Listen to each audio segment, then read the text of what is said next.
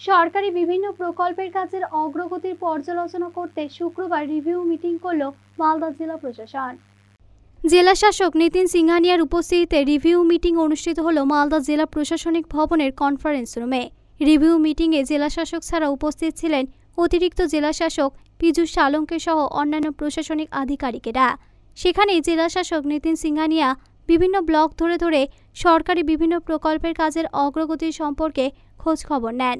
বিভিন্ন ব্লকের বিডিও এবং পঞ্চায়েত সমিতির সভাপতিদের টাইমলাইন বেঁধে দিয়ে সেই সময়সীমার মধ্যে কাজ শেষ করার নির্দেশ দেন।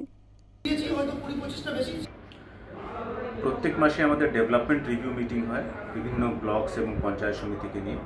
তো তাই আজকে ছিল পঞ্চায়েত সমিতির সভাপতিরা এবং বিডিও সাহেবরা এখানে এসছেন এবং বিভিন্ন সরকারি যে প্রজেক্টস আছে দফতরগুলো সেগুলো রিভিউ করা হচ্ছে এবং টাইমলাইন্স বেঁধে দেওয়া হয়েছে। যেভাবে টাইমলাইন্স বেঁধে কাজ এগোচ্ছে কিনা সেটা রিভিউ হচ্ছে এবং যাতে কাজগুলো টাইমলি কমপ্লিট হয়, কোয়ালিটিকে বজায় রেখে সেটা ইনশিওর করানো হচ্ছে।